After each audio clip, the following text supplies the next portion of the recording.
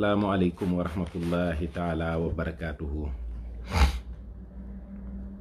bismillahi rahmaani rahim. alhamdulillahi rabbil alamin. jërëjëfe borom tuuba waafaqtu fi xidmati tawfiqa xaaliqana képp sëriñ Saaliwu Mbàkke. maa ngi leen di nuyu bu baax di leen ziyaar yéen mbokki jullit ñépp, yéen mbokki taalube yi, yéen ñi nga xam ne yéen laa bokkal réew mi, di leen nuyu di leen balu àq ci weer wu sell wi ñu nekk di weeru Shaabaan te di leen balaq di ñaan sunu sang bu tedd bi Cheikh Mouhamadou Mountakha mu yàgg fi lool te ànd ak wér. di ko ñaanal sëriñ Cheikh Saalihu Mbàkke ak Cheikh Mouhamadul Bachir sama sëriñu bopp. di ma sawu coono waa réew mi yépp nag, di ñaanal kilifa diine yi ci réew mi yépp, mboolem këri diine yi fu ci waay nekk rekk maa ngi lay ñaanal sun borom defal la tawféex ci sa njaboot ak sa bopp. di jàllale waale itam message boo xam ne maa ngi ko jëme ci njiitu réew mi, jëme ko itam ci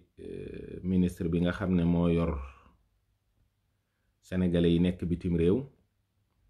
ak ministre bi nga xam ne moo yor wàllu wér-gi-yaram. nu bàyyi nu xel bu baax itam te xam ne ci réew mi lañu bokk. bëgg lu baax ak jom ak ngor ak bëgg dundee lu lew ak bëgg teral sunu bokk ak sunuy wayjur moonu tax a génn ci biti. ñu xam ne fu ñu nekkit ay sénégalais lañu. ndimbal li war ci sénégalais yi nekk ci biir réew mi moo war ci sénégalais yi nekk ci bitim réew. kon nag war nañ ñu bàyyi xel te gëstuñu, ndax njaboot lañu. bi nga xamante ni coronavirus bi feeñ na ci Chine, njiitum réew mi dafa waxoon ne mënu faa jëlee sénégalais ya fa nekk. fukki doomi réew mi lañu woon ak ñaar ci li ñu wax. ñu mu ne amul ay moyen, amul avion médicalisé pour jële leen fa indi leen ci biir réew mi. waaye dangay dem ba mujj gi nga defe ne manque de volonté politique la, parce que avion yi nga xam ne ñoo jëlee nit ñi Wuhan yóbbu leen ci réew yi ñu dëkk, yenn yi avion de ligne commerciale yi rekk la, c'est pas des avions médicalisés. ndax bi corona bi tàkkee ci àddina bépp, ñi doon dugg ci Sénégal ak ñi doon génn, avion yu ñu doon dugg mooy ligne commerciale yii. ku ci àgg fa nga jëm wala nga agsi ñu quarantaine la, boo yoree tawat si ñu yóbbu l'hôpital, boo ko yorul ñu bàyyi la nga ñibbi. kon nag bu ñu wëlbatikuwaatee wax ñu ne sénégalais yi faatoo bitim réew, dogu nañ ci ne duñ leen delloo ci Sénégal, dañuy xam ne rek du tële manque de volonté politique la. te it fii ku fi faatoo dañ lay jëndal bàmmeel. buñ la jëndalee bàmmeel bi itam day am yu muy war di fay, te yooyu bu ñu toogee ay at bàmmeel yi fayu ko, dañ leen di génnee yóbbu leen ci ay fosse commune, ndax place yi mayewul day jaay. ñi nga xam ne itam dañ leen di yéex a jëndal bàmmeel te mënuñu leen a taxawu, ñooñu dañ leen di incinérer. fii Paris ñu ngi koy tàmbali fii ci Rungis. kon nag jooyatuñu ñàkk jullee bi ak ñàkk sang bi ak ñàkk ñaanal bi. buñ ci boolee nag rongoñ yi ñu lakk sénégalais, dafay gën a metti lool. wala ñu suul ko ci ay fosse commune yoo xam ne ñàkk am ku ko jëndal bàmmeel ak ku ko taxaw rek moo koy waral. kon nag noo ngi ñaan njiitum réew mi mu wax ak ñi nga xam ne ñooy ay jëwrinam, ki yor wér-gi-yaram ak ki yor sénégalais de l'extérieur, mu xam ne kat pont aérien yi ñun dañ ñoo confiné nii rek, waaye wax dëgg yàlla avion yaa ngi dem ak dikk. réew yi ba léegi ñu ngi doxal li ñu bëgg a doxal, ndax xam ngeen ne kat yenn lignes yi bu taxawee musiba dana am. loolu moom laa ne woon rek dinaa ko ubbee waxtaan bi, nekkul nag par volonté politique de dénigrer le chef de l'État ou un ministre ou qui que ce soit. rek lu ñu xam ñun ne buñ ko waxee dinañ xam ne lii njaboot a ko wax te war na koo wax waajuram, dinañ ko wax. On a beaucoup de respect pour le président et pour son équipe. loolu moo tax ñu leen di wax, mais nag luñ ñu teg ñu muñ ko. xam nañu la cay dëgg ak la ca dul dëgg, xam nañu la cay volonté politique ak la cay manque de volonté politique ak la cay tële. loolu moom xam leen ko bu baax, ndax it nag ay boroomi xel lañu, ay responsable lañu, te it ay sénégalais lañu, amuñu beneen nationalité boo xam ne buñ demee di tukki passeport boobu la ñuy tàllal passeport bu dul bu Sénégal, moom rek la ñu am. waaw loolu nag ngeen baal ñu àq, te it lu ngeen ci mën a def rek tëjuwul. Vous avez largement la possibilité de négocier avec les gouvernements ngir seeni doomi réew ñu mën leen koo delloosi bu fekkee parce que condition yi nga xam ne moom la ñuy defee néew yi buñ ñëwee ñu mën leen a dencit seeni bokk wax ni kat diw fii lañ ko denc. amul kenn sangutul kenn dañ koy jullee rek duñu sax tijji kees, ndax yu mel noonu day am.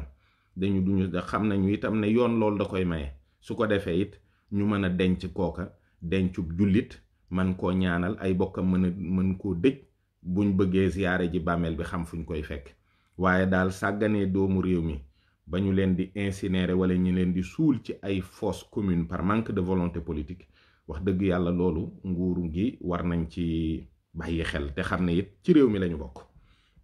kon ñu ngi leen di nuyuwaat. asalaamu aleykum wa rahmatullahi taala wa barakaatuhu. xam naa ne xëy na bu fekkoon ne ku dégg français laa dama koy liir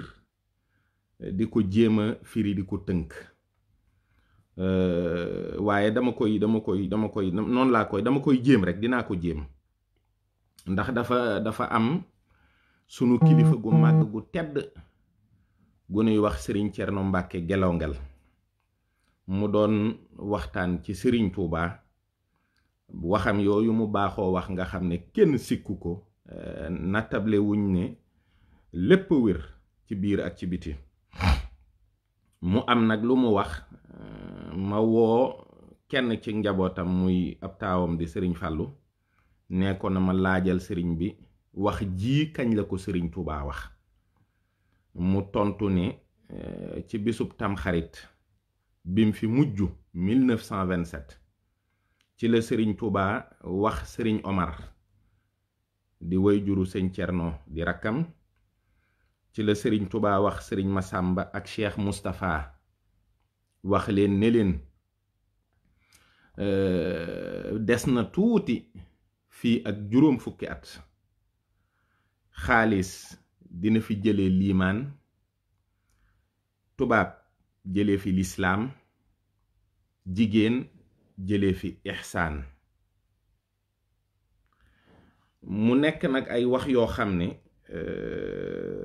defe naa dégg guma lu ko gën a garaaw man ci wax joo xam ne dañu ne sëriñ bi moo ko wax. ndax bu fi lislaam jóge, liimaan jóge fi, ihsaan jóge fi, musiba am na. loolu nag bi ma ko déggee xam ne Serigne Touba moom lu mu wax rekk xam na ni mu toll.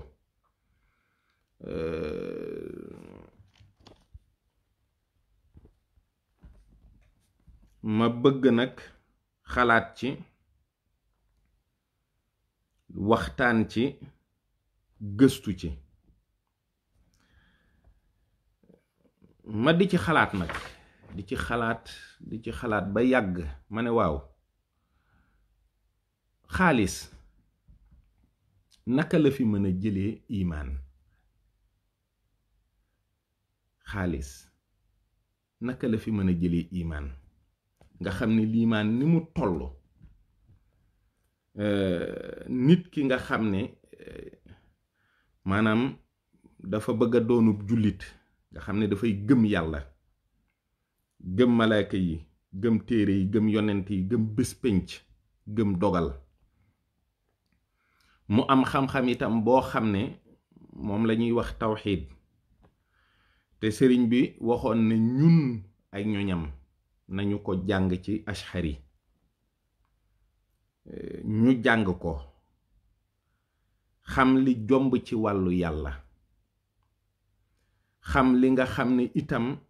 sax na ci wàllu yàlla di ci góor-góorlu sunu keem kàttan jàpp ne rekk bu nekkee ci ñun dara mënu ko fee jëlee ndax Sëñ Tuubaa waxoon na al imaanu bil qalbi moom maanaam nit ki ci xolam ci la ngëmam di nekk moo tax daal mu diis lool ñu ne la xaalis dina ko fi jëlee waaw te benn jullitkat ci waxi sëriñ bi mënta ak njullitam mënta rafet wala mënta mat te xam-xamu liimaan moom amu ko bu wér a wér a wér xam-xam boobu sax la sëriñ Tuubaa wax ne bu ko jullit amee day mel ni am na xam-xam bu mat sëkk ci wàllu diine ak ci boroomam donte yeneen yi sax dina ci xaw a am fu muy gàggee ak yu demee noonu mais wax dëgg yàlla sàggante bu toll ni daal ak lu réye noonu nga dem ba yàgg nga yëg ne sa xol bii liimaan bi ci nekkoon xaalis jële na ko ci loolu daal lu garaaw la lu rëy la moo tax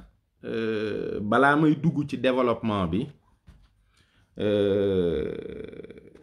ndax xalaat bi dafa mujj yaatu lool ba ma mujj di xalaat waaw àddina bi kan moo fi ne ñan ñoo fi ne ñan lan mooy xaalis fu mu jóge ñan ñoo yor xaalis naka lañ koy doxale ba fii ñu toll bon xam naa ne il faut que ma koy lire en français di ko traduire en wolof ci ni ma ko mënee parce que foofu la propos bi di gën a amee sens lool donc je dirais d'abord je tenterai de rester le plus factuel possible afin d'éclairer la lanterne de mes chers frères musulmans et condisciples mourides maanaam lépp lu may wax maanaam dama koy jéem a teg ci yoon woo xam ne maanaam lu ci ne dañ koy mën a duut baaraam du nekk loo xam ne dañ koy fabriquer dañ naan diw moo def lii nga xam ne ku ko seetit da nga gis ne loolu diw moomu moo ko def yu mel nii nag débat la yoo xam ne en général boo ci duggee dina am ñoo xam ne dinañu la opposer ce qu'on appelle la théorie du complot donc man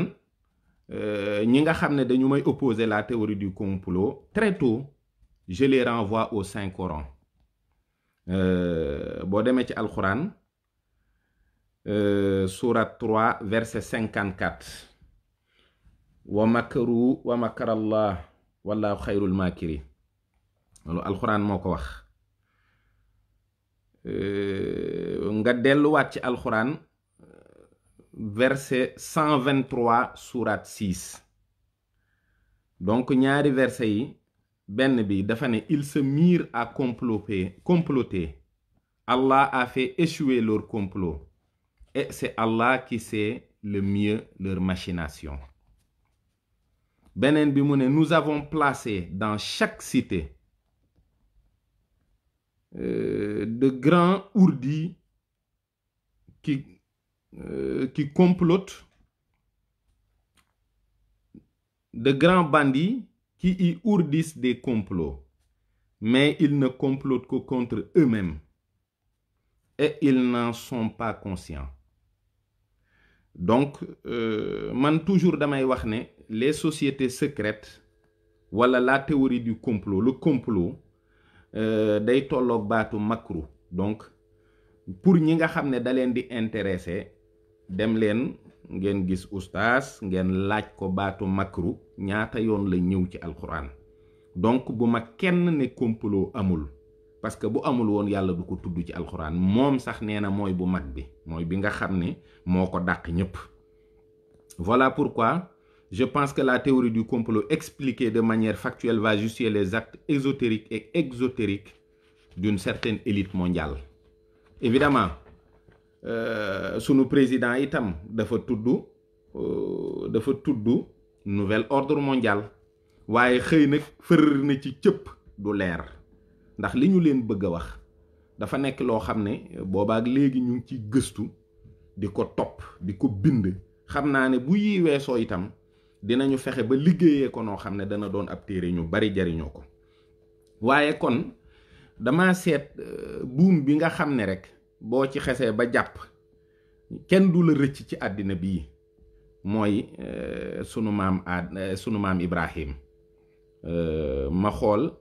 xam ne c'est le patriarche des 3 religions révélées. moom Seydina Ibrahim, c'est le carrefour du judaïsme, du christianisme et de l'islam.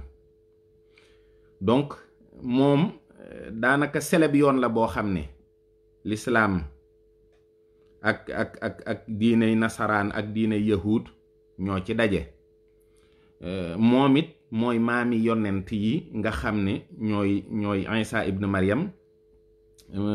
ak Muusa ak Muhammad alayhi salaam. Seydina Ibrahim nag yoroon ñaari soxna, kenn ki di jaamu wala servantu ka ca des, mooy Saara ak Hagar. maanaam Saara nag mooy wayjuru Ishaq te mooy mbokkum Seydina Ibrahim. ka ca des mooy wayjuru Seydina Ismaïl. moom Ishaq mooy maamu yahud yi, Ismaïl mooy maamu jullit yi. Ishaq mooy maamu yahud yi ak nasaraan yi, ndax Seydina Isa ibn Maryam foo ci ñoom la feeñ. donc Ibrahim mooy wayjuru Ismaïl, mu nekk maamu yont yàlla Muhammad sallallahu alayhi wa sallam. donc Ishaq moom it di wayjuru Yanqooba. yàlla dogal nag Yanqooba am fukki doom ak ñaar yooyu yu góor ak benn bu jigéen. moom la Seydina Yuusuf géntoon fukki biddéew ak benn di sujjóot ci moom ak jant beeg weer wi. moom xisaam alquran indi na ko indi bu leer. xisa yi itam duma ci xóot lool parce que taxul may bind loolu, nit ñi waxtaan nañ ci ba tàyyi. xëy na lii dafa kenn da koo mënta ñàkk ubbee, te it dañuy waxtaan ba am fu ñu yem ñu bàyyi ba ca ëllëg sa ñu dellu si waat ci. donc bu dee ci mbindum tubaab, Yanqooba itam intérêt bi mooy Jacob et Israël. maanaam Yanqooba mooy Israël ci boppam, mooy même tur bi, c'est le même prénom. moom it yoroon na ñeenti soxna. ñeent yi nag ci la am fukki doom ak ñaar. bu dee ci mbindum tubaab c'est Ruben, Siméon, Lévi, Juda, Dan, Neftali, Gad, Aser, Issachar, Zabulon, Joseph et Benjamin, et la fille du nom de Dina. bon yàlla dogal itam yont yàlla Yuusufa gënal ko ci ay doomam. bi mu ko ci gënalee ay mbokkam comploté dugal ko ci teen, am ku ko génnee jaay ko. loolu itam ba léegi histoire bu leer la. donc moom dina def ci ay pexey jigéen ju ko doon sàkku. moom dina ci amee pexe yoo xam ne dana ci defee kaso lu yàgg. yàlla dogal itam buur bi am lu mu gént, mooy ci juróom-ñaari at yu naat yi ak juróom-ñaari at yi nga xam ne day wowu. bi mu ko géntee nag Seydina Yuusuf firil ko ba mu leer. donc mu génnee ko, yàlla dogal mu fal ko. bi mu ko falee mu waxtaan ak moom, mu leeralal ko gént gi, mu wax ko ne ko waa loolu nan lañ koy doxalee. mu ne ko man mën naa ko te xam naa ko, c'est-à-dire xereñteem ci wàllu gestion ak économie moom la teg foofu ba ñu ak it ak maanduteem, parce que loolu yett yooyu daanaka ci lay doxalee juróom-ñaari at yi nga xam ne dañoo naat, muy am kenn ku nekk lu muy prélever ci yow di ko denc ak di ko jël ci buur beeg nangam ak nangam, ba loola weesu juróom-ñaari at yu metti yi ñëw mu koy doxal di ko doxal ba juróom-ñaari at yooyu ñépp di dund ci jàmm, kenn loruwul. ba buur bi itam daal di tàbbi ci diine ji nga xam ne mooy diine ji jaamu jenn yàlla te nekk ci loxoom. buur boobu bi mu fi jógee dañu ne ku ñuy wax Qaabus moo ko wuutu. kooka daal di lànk ne du tuub ci Seydina Yuusuf. déedéet, Rayaan moo ko wuutu du temps de Joseph. waaw moom moo nekkoon ak Yuusuf. bi mu fi jógee Qaabus wuutu ko, lànk. bi mu fi jógee nag Ramsès II mi nga xam ne moo dajeek Seydina Muusa ñëw, kooku moom ci la moo jàppaat yahud yépp def leen ay jaam di leen mitital, di nangu seen alal, nangu seeni bien, nangu seen lépp. Seydina Muusa sët la ci kenn ci doomi Yuusufa yi, moom la ñuy wax Lévi. Donc à partir du fait que xam nañu ne léegi les 12 tribus d'Israël sont les fils de Joseph, parce que Israël c'est Jacob du moins. donc Moussa mi ngi wàcc ci Lévi. yaayam tudd Amran. moom nag dina ci am moo yoo xam ne itam buñ ko tuddee it dinañ leen wax contemporainement, ngeen seen xel dem ci dara. fekk na Firawna moom gént na ni ki koy lor, ndax dafa gént defe naa dëkk bépp lakk ba dara kenn muccul lu dul yahud yi. ñu xamal ko ne nag ki lay sànk ci ñoom lay bàyyi ko. yàlla dogal Seydina Muusa gane àddina. histoire am it xam ngeen ko, ba ni mu yaroo kër buur bi ba màgg, dem Madiyaana denc fa doomi yont yàlla Shuaybu. am na ñuy bind Sephora, am na ñuy bind Sephora. donc pour ñi nga xam ne dañuy dund diggante Europe ak Amérique ak yooyu, Sephora normalement ça vous dit directement quelque chose. Vous pensez au parfum, vous pensez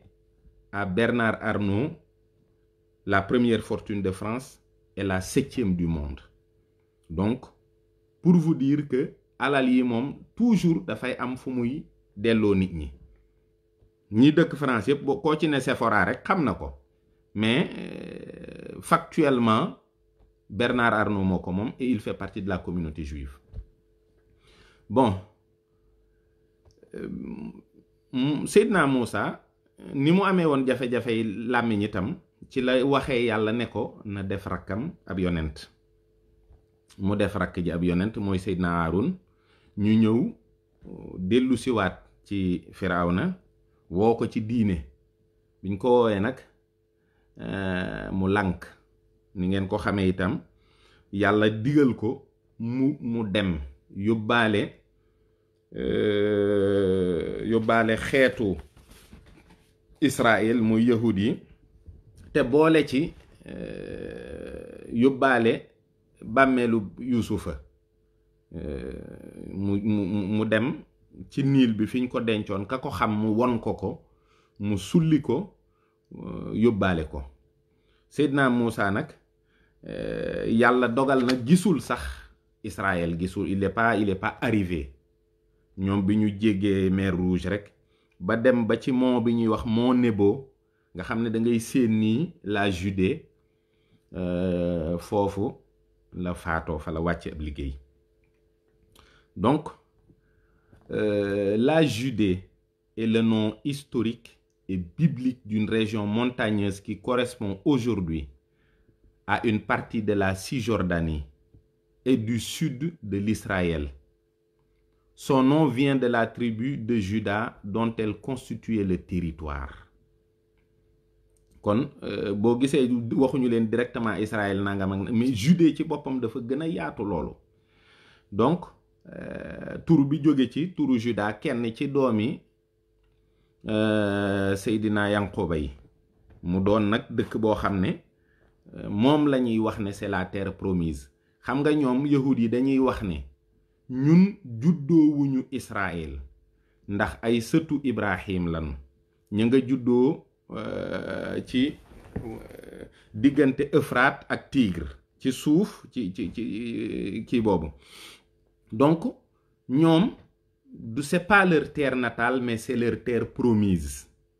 yàlla waxu leen ni leen dem leen fa ngeen juddoo, ñoom demuñu fa juddoo, dañoo dem fa leen yàlla dëgal. Y a une différence. Donc bañ fa nekkee benn jamono Grèce mu am fa buuru romain boo xam ne elle fut le centre de beaucoup de royaumes antiques jusqu'en 135. 135 fekk na Isa ibn Maryam feeñ. Empereur bu ñuy wax Adrien bu Rome moo changé tur bi, tuddatul Judée mu tuddee ko Syria Palestinia. ci la amee nom boo xam ne tur boo xam ne dafa jóge ci li ñuy wax tradition hellénique mu nekk léegi Syrie Palestine. Judée ci boppam yont yàlla Daawuda mi ngi fa wàcc 800 at gannaaw yont yàlla Muusa. Donc moom it mi ngi juddoo Bethléem bokk ci tribu Juda, bokkul ak Muusa mi nga xam ne ci tribu Lévi la bokk. David aussi moom ci diine yont yàlla Ibrahima la nekkoon monothéiste la. bim fi jógee doomam Suleymaan wuutu ko, moom it mi ngi ñëw 900 at ak juróom-ñaar fukk ak gannaaw yonti yàlla Isa ibn Maryam. Salomon règne entre moins 970 et moins non kii dafa bokkul ak chiffre yooyu. Suleymaan doomi yonti yàlla Daawuda la. moom it gannaaw waajuram mooy wuutu waajuram ci nguur gi, moo koy wuutu itam ci diine ji. nga xam ne il faut comprendre que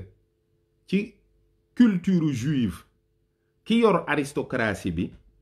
moom itam ab yonent lay doon. nga xam ne nguuru àddina ak nguurug yàlla mooy daje ci seen loxo. léegi nag ba ñu àgg ci li ñuy wax calendrier grégorien en l'an 1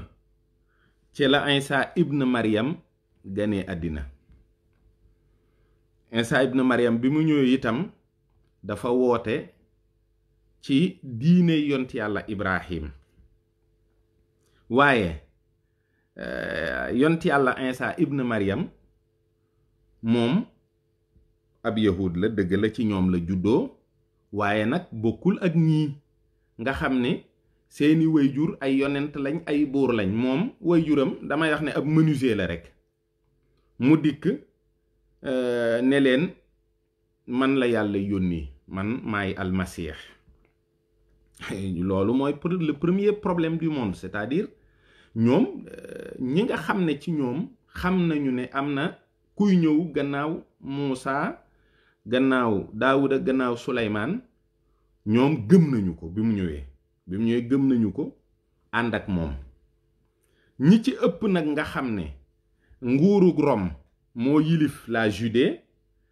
te ñoom it ñuy ay kilifa ci réew mi, ñoom gëmuñu ko. kilifa yooyu nag ñoo complot ak Ponce Pilate ak ñoom nga xam ne moo fa toogaloon buuru Rome bi ñu jàpp ko rey ko. Seydina Isa bi muy wax ne ëllëg kenn ci ñi ma àndal dina ma wor, yahud yi ñoom jàppuñu ne Judas est un traître. Non, parce qu'il considère Isa comme un imposteur. Donc quelqu'un qui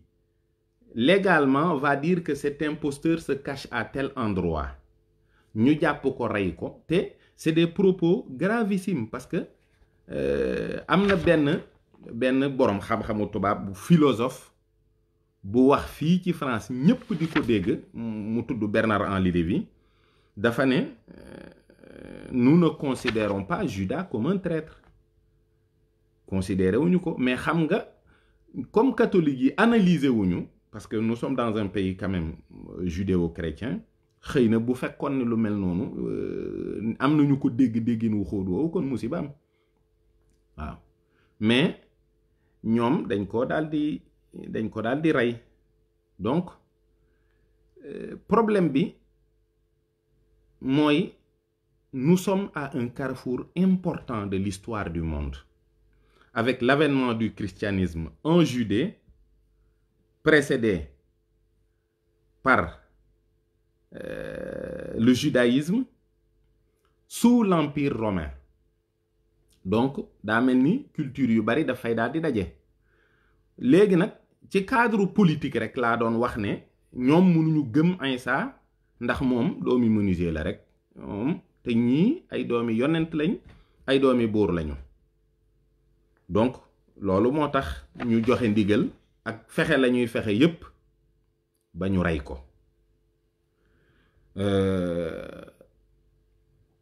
Beneen affaire itam boo xam ne bu am solo la mooy dafa am ñu bari ci boroom xam-xami lislaam yi Zul Qarnayni lañ koy waxee. Zul Qarnayni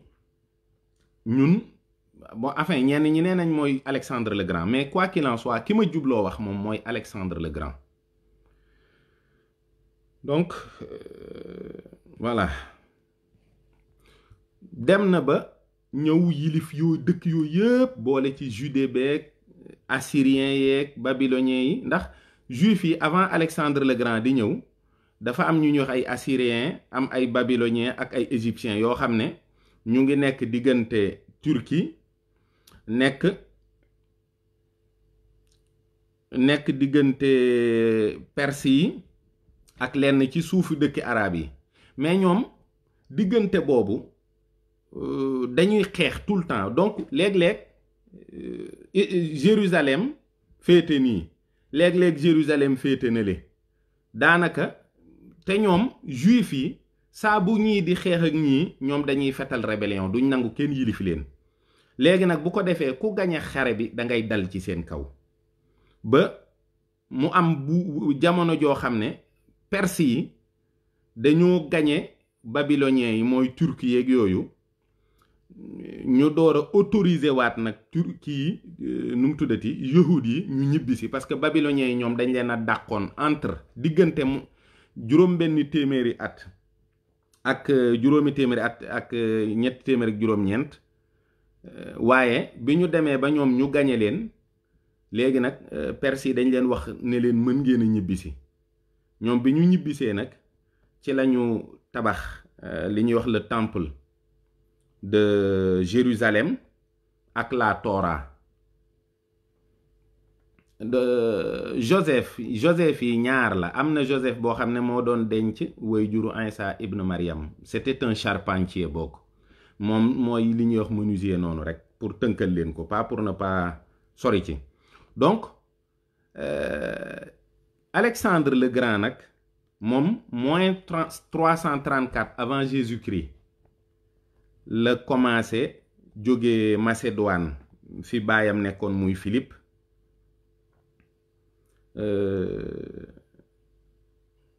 nekk fa. waaye xam nga bu ngeen jàppee ne amul waajur wu góor, loola xam nañ ko waaye ndeyam amoon na borom kër kooka nag moo tax ñuy wax yéen it te jàngeen alxuraan jàngeen xam-xam donc il faut pas essayer aussi de chercher la petite bête un peu partout pour compliquer le débat. Il y a rien de compliqué li ñu leen di wax yépp c'est factuel, vous pouvez vérifier ça. Voilà. Donc Alexandre le Grand Jules Qarnayni moom daanaka bi muy am fanweeri at ak ñett ci la yilif àddina bi yépp bi mu ko yilifee moom yàlla dogal xam nga bu fekkee dafa jóge Grèce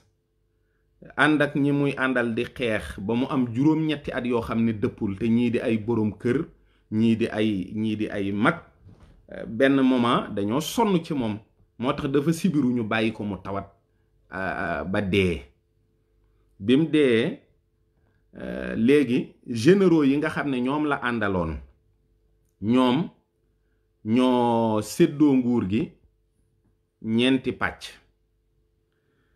bu jëkk bi mooy Cassandre mooy grec bi ci topp mooy Lysimaque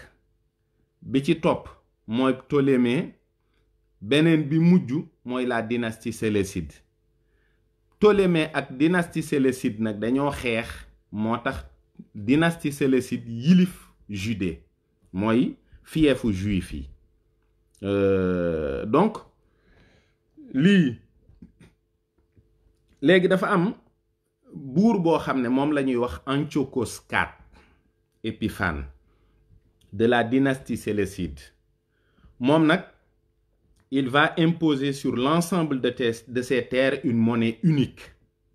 à son effigie à la place du troc léegi Antiochos dafa tëgglu xaalis ci xaalis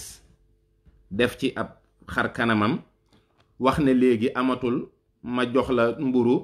nga jox ma mbiskit wala ma jox la xeer nga jox ma tàngal déedéet dootun weccoo kenn ku ne la nga soxla ci sa moroom muy li ñuy wax troc léegi su ma la joxee mburu danga may jox xaalis waaw ñuy jokkalante di jënd ak di jaay ci xaalis ku ne sañ a jël sa xaalis dem jëndi la nga yittewoo loolu la jëkk a dogal ci li mu yilifoon Antiochos ba pare il demande aux différentes nations de renoncer à leurs coutumes et de ne former qu'un seul peuple une seule nation léegi ñi nga xam ne daf leen a yilif te ñuy ay aada ñii di séeréer tukulóor joolaa bambara mu ne leen léegi yéen ñépp wàcc leen seeni aada te ñu bokk benn aada bi bokk benn xaalis bi su ko defee nag ñépp maase doon benn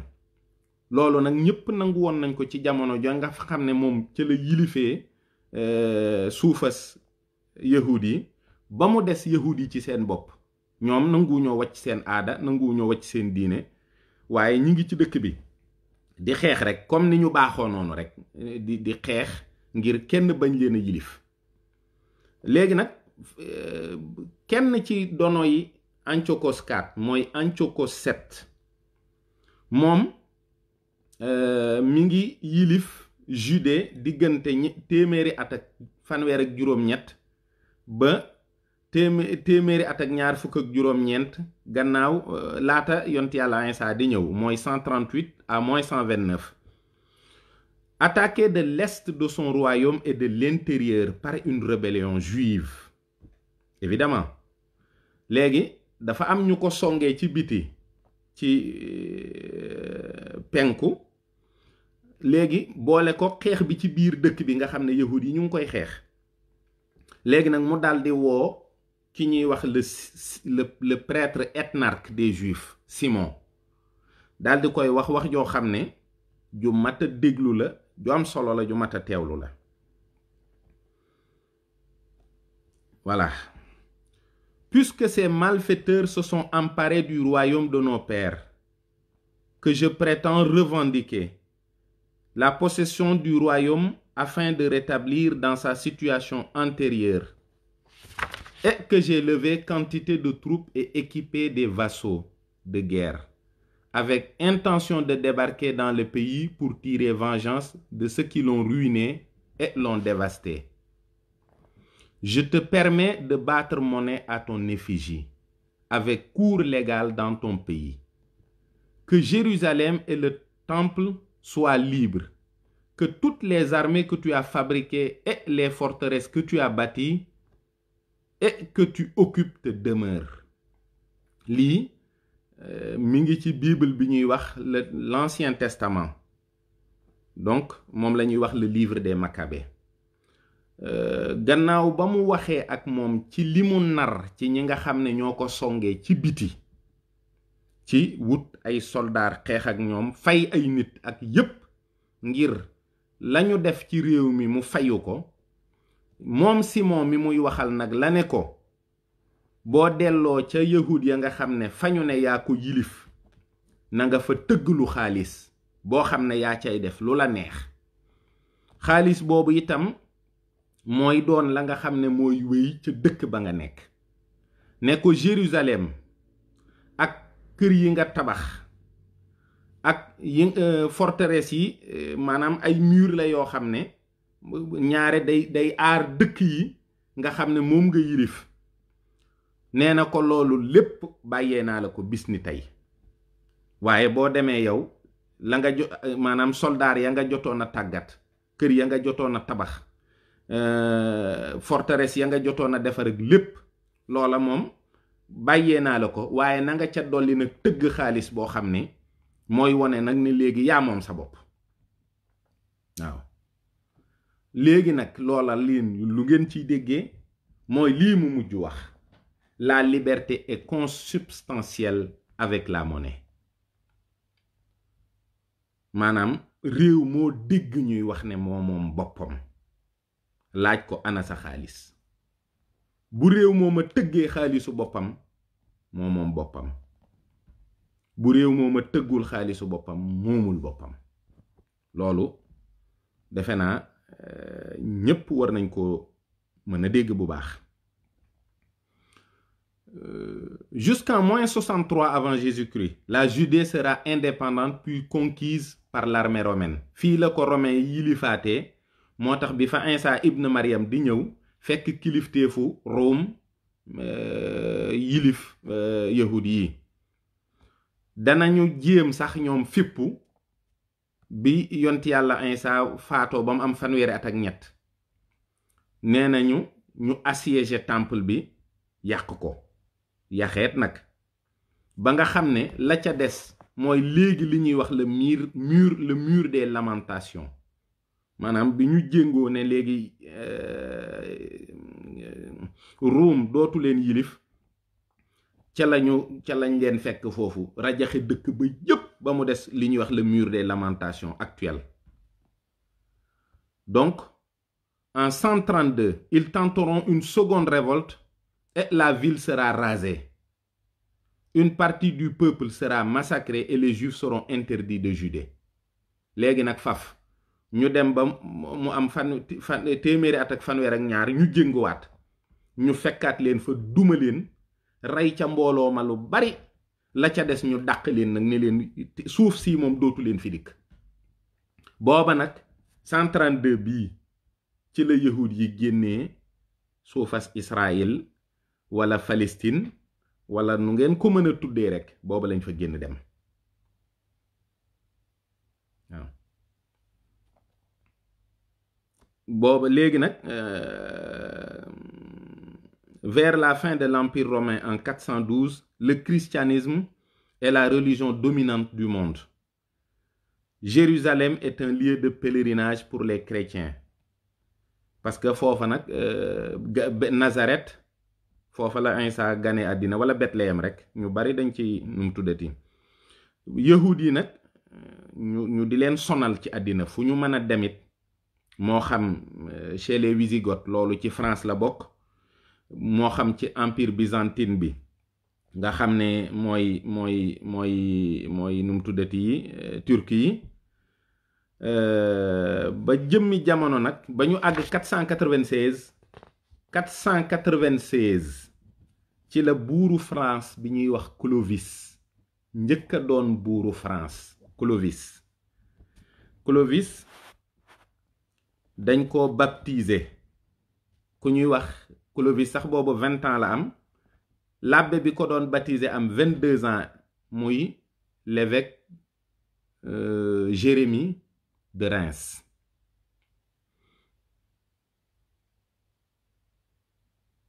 Donc France bi nga xamantene baptisé nañu Clovis bi ko Jérémie baptisé ba mu génn ci ndox mi di ñëw daf ko ne dama bëgg nga lakk li nga doon jaamu te jaamu li nga doon lakk ndax moom da daan jaamu ay xërëm di xeex ak catholique yi di lakk seen église yi ak seen num tuddati yi léegi nag kii nag gannaaw dugal na ko ci diine léegi te moom sax nopp jabaram moo ko ci dugal ndax dafa am ndaw su mu bëggoon di xeex moom lañuy wax la bataille de Tolbiac mu ne ndaw si su ma gañee xeex bi ndax seen yàlla ji danaa tuub loolu lu ma ta xam la bi mu tuubee nag loolu ci la France doonee dëkk boo xam ne benn buur la am buur boobu itam nekk buurub catholique bi itam ñu jàpp ne gannaaw yàlla ak Isa ibn Maryam ak pape bi nga xam ne moom moo fi nekkal église bi buuru France bi mooy ki nekkal yàlla nekkal Isa nekkal pape bi ci biir français yi. C'est le représentant temporel de Jésus dans la chrétienté, surtout en France. France nag nekk dëkk bi ñuy wax la fille aînée de l'église moo juddu moo liñ naan moo jëkk a juddu dim réew moo xam ne buur ba dafa tuub ñoom ñu jox seen bopp Isa ibn Maryam léegi buur bi nag doon koo xam ne jàppeetuñu ko buur rek waaye dañu koy xoolee ne li mu yor Isa ibn Maryam moo ko teg ci loxom ba dégg nga am na benn ñaan boo xam ne moom lañ daan ñaan mooy Dieu tout-puissant et éternel qui pour servir d'instrument à votre divine volonté dans le monde et pour le triomphe et la défense de votre sainte église avait établi l'empire des Francs. ñoom gis nga ko dañ ne yàlla ci kàttanam moom mi nga xam ni du fi jóg mukk moom ci coobareem it la defee ni ak bëgg-bëggam ki nga xam ne moo war a yilif France war di ko sàmm war a doon ki nga xam ne itam mooy toogal église bi doon koo xam ne itam mooy buur bi nga xam ne mooy doon buuru France daldi cay teg ne éclairez toujours et partout leurs fils de vos divines lumières afin qu'ils voient ce qu'ils doivent faire pour établir votre règne dans le monde et que persévérant dans la charité et dans la force, ils rétablissent ce qu'ils auront vu devoir faire par notre Seigneur Jésus-Christ, roi de France. Gën naa leer mu ne na nga leeralal doomi dëkk bi ci sa leeri bopp yu tedd yii ñuy gis di xam li nga xam ne moom lañu war a def pour sa nguur gi ci kaw suuf doon nguur gu sax nguur guy dolliku ak ànd ak itam ak tab ak yërmande ci kàttan goo xam ne yow yaa leen koy may ba ñoom ñuy def li nga xam ne bu fi Isa ibn Maryam doon nekkoon noonu lay doxalee loola lay def donc aristocratie française ñoom gannaaw Clovis il fait partie des Mérovingiens après il y a les Carolingiens les Capétiens les Valois comme li ñuy wax ci Kajoor nekk kii ci néegub géej la bokk kii nangam ba ci Bourbon yi ñoom ñoo yilif France ba bis bi nga xam ne moom la ñuy wax ne am na li ñuy wax la révolution de 1789 dama xamagul ñaata waxtu laa def si je suis trop long ma bàyyi ba suba ma àggale ko incha allah yaakaar naa sax xëy na noonu lañ ko war a defee ndax day mel ni day bëgg a guddi waaw lii daal ab buntu la boo xam ni xëy na ñu yemale fi waxtaan wi pour ne pas être trop long aussi nit ñi man koo nafar ba suba bu yàggul itam mën nañoo wéyalewaat tuuti rek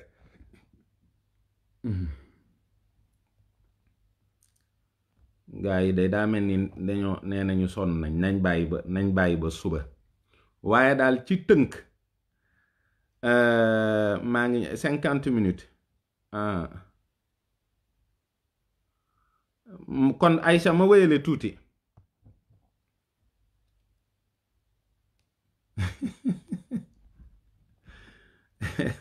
waaw Aïcha kon Clovis 496 laa wax ne ci la gane àddina xam ci lañu ko baptisé donc biñ ko baptisé ba noppi nag yàlla dogal àddina di doxaat ba 570 mu am nag kilifa gu mag goo xam ni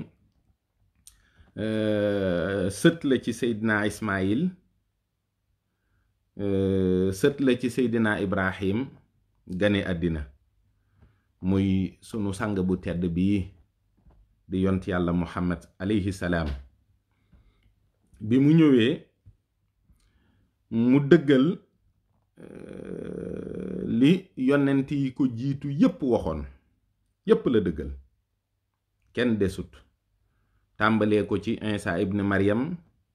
ci Suleymaan ci Daawuda ci Muusa ba ci yonent yi nga xam ne Aadam mooy seen maam ñoom ñépp waaye mu bokk ci lignée arabe bi nga xam ne Ismaïl mooy maamam donc wàllu nit rekk ci ngay xalaatee ñi bëggul woon a gëm Isa ibn Maryam ndax du sët ci ñi nga xam ne ñoo doon donnu aristocratie bi prophétique nga xam ne ay buur lañuy doon di yonent Isa ibn Maryam feeñ ci seen biir bëgguñu koo gëm ndax xalaat nga ni dinañu gëm Muhammad ibn Abdallah mi nga xam ne Ismaïl mii maamam jaami maami kee la woon donc loola xel da ciy dem nga comprendre que enjeu politique yi bari na parce que li nga xam ne mooy judaïsme mi ngi fiy bëgg a yàgg ci Seydina Muusa ba ci Seydina Muhammad mu am ay boroomi xam-xam am ñoo xam ne ci lañuy amee tedd nga ju rëy ci juddu ak ci daraja ak ci xam-xam ñoom ñu bëgg xëy rekk wàcc loolu topp Isa ibn Maryam mii nga xam ne ay bokkam doonte ci biir dëkk bi lañu juddoo itam tekkiwun lu bari ñu lànkal ko wëlbatiku demaat ba ci Ijaaz ba ñu ne kat ki gën ci yonent yi kooka moom ci jëmmi boppam foofa la wàcc te sët la ci Ismaïl du yomb lu mat a xalaat la lu mat a bàyyi xel la loolu moo tax te it yonent bi sallallahu alayhi wa sallam bi mu fi nekkee ba bàyyi koo fi nga xam ne nag léegi diine l'islam commencé ne di def expansion di tasaaroo booba yahud yi ak nasaraan yi gannaaw duñu ay mushrikoon itam daan nañu leen daan am luñ leen di muñal waaye fuñ masa dem rekk ña nga xam ne ñoom lañuy gën a sonal ngir gaaw leen ñu dugg ci lislaam mooy ñi nga xam ne ñoom dañuy jaamu ay yàlla yu bari wala boog gëmuñu yàlla ñooñu moom dañ leen daan gaw ci ñu dugg ci diine waaye daan nañu muñal yahud yi daan nañ leen muñal ba ñu àgg ci at mi ñuy wax 691 ñu door a tabax nag ca Jérusalem ndax booba jàmbaari lislaam yi àgg nañu foofu tabax le dôme du rocher mooy jàkka ji nga xam ne mooy bañ fa def mooy baytil maqdis wala waaw wala baytil aqsa donc moom la ñuy wax le dôme du rocher construit à Jérusalem. léegi Jérusalem nekk na dëkk bu tedd ci yahuud yi di dëkk bu tedd ci nasaraan yi di dëkk bu tedd ci jullit yi mooy li ñuy wax une ville sainte donte ba mu nekkee dëkk bu tedd ci nasaraan yi ak yahuud yi la doonoon dëkk bu tedd ci jullit yi ndax yonent yàlla Muhammad daf ñoo gaw ci ñu gëm yonent yépp ci li mu jàngale ak téere yi ak bés pénc ak malaaka yi ak dogal kon lislaam mooy diine ji nga xam ne amutub xejj wala seen ci ñi nga xam ne dañoo topp ay yonent moo tax sax bu fekkoon ne ñoom ci wàllu xam-xam mën nañoo jam yonent bi xissa yi mu nettali ci seeni maam ak ña jiitu woon kon ñoom duñu ko mën a gëm waaye xissa ya day wér duñ ca mën a sikk dara mu indi yonent yépp indi seen mbir ba nga xam ne ñoom amu ci lenn loo xam ne mën nañ ko caa jam. lii nekk loo xam ne ñu dem ba daanaka ci année yi ñuy wax 700 jullit ñi yéeg nag ba fi ñuy wax Andalous bi ñu fay àgg ña fa nekk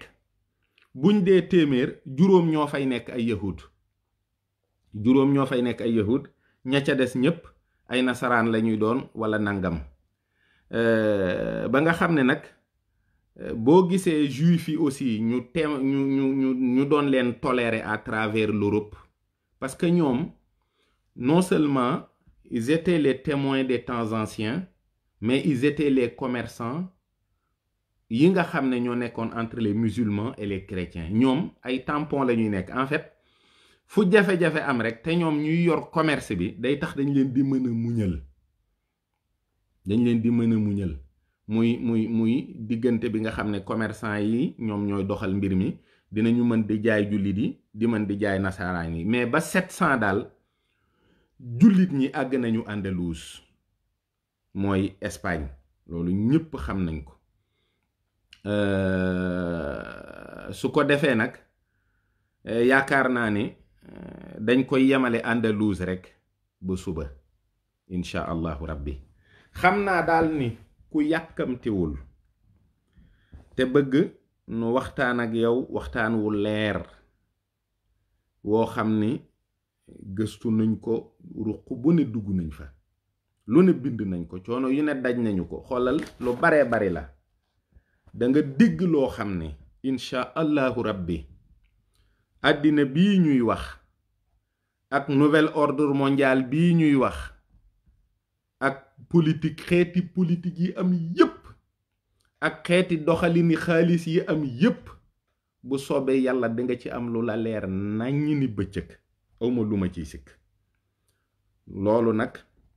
lu mat a teewlu la lu mat a bàyyi xel la ndax nag Sëriñ Tuubaa balaa indi solution it fekk na fi problème bu rëy bu fekkee dañoo wax ni solution la il faut ñu wax problème bi waxit Sëriñ Tuubaa lan la bind jagleel ko yahuud yi ak nasaraan yi ndax da leen di boole yaa ayyuhal yahuudu wan nasaara toujours noonu lay doxale bu boobaa nag incha allah waxtaan yi dana indi lépp ba liñ ci xam ne fàtte nañu ko